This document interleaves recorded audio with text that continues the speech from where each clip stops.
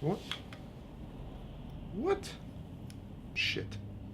In today's episode, we're going to talk about rigs. Disclaimer, I actually broke the thing right before I started filming this.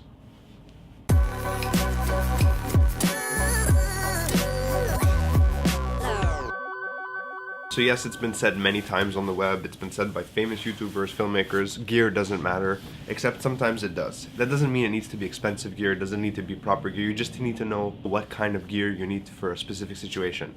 So today I want to talk about support rigs for mirrorless and DSLR cameras. The one I want to look at today is something I've been using for a long time. It's called the Pop and Lock Mini Rig by Hondo Garage. Some of you might remember Hondo Garage from their Kickstarter where they built the $50 follow focus, which I purchased, and that's how I got these rails. It was a Kickstarter. Honestly, it was really well made. It's my fault that I broke it. I tried to like mod it and do some stuff to it. It was a bad idea. I destroyed the thing. That's okay though. What I'm talking about now is what they're making currently. It's basically a modular rig. So it all comes apart. This part here, it's got a nice rubber grip. Got the adjustment and the level on top. It's a proprietary mount, right? You can see that right there, and let's see if you can see it actually moving. It opens up. It's kind of hard to tell on a camera, but I think you can tell. Anyways, this is called the Pistolero hand grip. So then this part comes apart too, and all of them have these little turn dials here, so you don't need a coin every time or a screwdriver. So this is the Barely rig. So this is the Barely rail system that they sell. It's basically two 15mm rods with a mounting plate. This is called the Twirl Be Gone plate. And its sole purpose is to make sure the camera doesn't twist and turn, right? So it has these two little pieces of rubber in the front, and that's what keeps the camera from wobbling when you got it on there. So what I do is I like to mount it together, and that way I can always get the camera on and off without having to worry about the rods coming apart. So that goes together, camera mounts on here. You can just twist this piece under to make sure that it goes on. This is the Pop and Lock. A rig is, you know, worth every penny most of the time. So this isn't really a shoulder rig. It's kind of like, best way to describe it is it's a rig that kind of can do anything you need it to. Once you attach the Pistolero grip to the front, you gotta open this piece up here.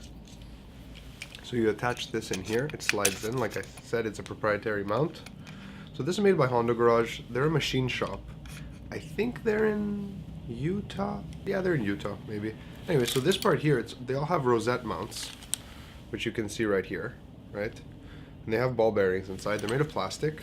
The only thing is, that's the thing I just broke. So I replaced it with a D-ring that I ordered off Amazon. I have a whole bunch of these. They're super useful. Now I've lost the ability to just loosen these up and pivot this piece. I can still do it. I don't know. I'm not sure how I broke this. I actually broke this thing once before. I broke the mounting plate on top on the actual Pop and Lock, and I mentioned it on Instagram about how sad I was, and Hondo Garage actually sent me a replacement piece. So yes, it broke, but they have great customer service, so if something ever does go wrong, they stand by their products. So like you can see here, I've tightened this piece up, and the great thing about this is once you loosen these up, you can kind of just nestle it into your shoulder here, and now you can push it onto your body so you can get that extra point of contact for stability, right? If that's not working for you, I've even attached the weight once to the back and let it hang over my shoulder. So I had it right here. You can attach more handles here. So this mounting piece here, which is actually a grip, pushes on your back, on your chest. The back will push down on your back. Attach a monitor in the front, two handles right here. It's modular. It does more or less anything you can. Now, for the price of what you're paying, this thing is machined in anodized aluminum. It's aluminum 6061161. Let's check. Constructed from anodized 6061 aluminum and stainless steel. I don't know what that means, but it sounds pretty cool and it looks pretty cool. It can become a handle if you need it to. I've even mounted it to the side of my cage without the whole bits and pieces.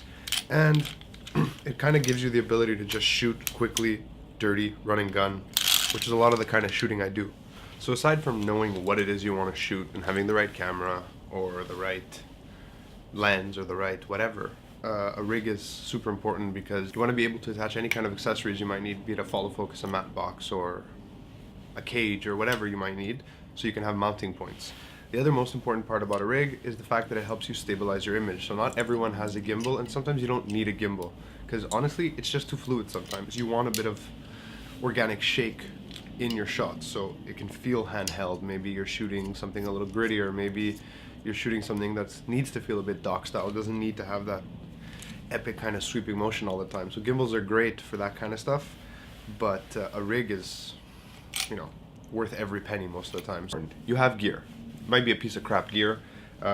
Like, for example, this tripod was purchased in like 1990 by my father. He used to shoot wedding videos. It's come apart everywhere. There's pieces missing. It is a Vivitar 980. I don't know if there's any Vivitar fanboys out here. Like, the plastic is cheap.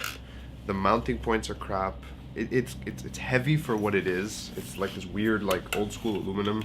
But the thing is, I've used it. I still use it. Even this could be a rig if you really needed it to be. Like, if you just needed to stabilize a shot and come in like that, just get like a sliding shot, that little tiny bit of motion could really change the composition of your shot and really change the message you're trying to give through that shot and how it affects your story. This is my primary camera. It has internal stabilizers. So it kind of gets rid of some of that jitter when I use manual lenses.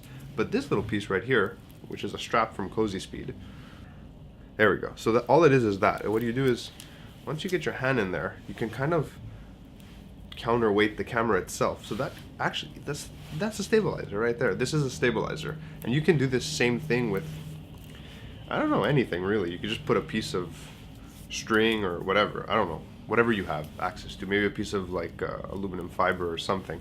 A static shot can be one of the most interesting things in the world, but the second you want to get motion in there, it has to be controlled movement. You cannot just whip your camera around, especially if you're using a mirrorless or a DSLR, because you're going to get that rolling shutter jitter like crazy. So what's important is to know what you need for any given situation. If you don't have it, make it work. Use your elbows, use your hands, use your face, use your body. Your body is a tool in and of itself.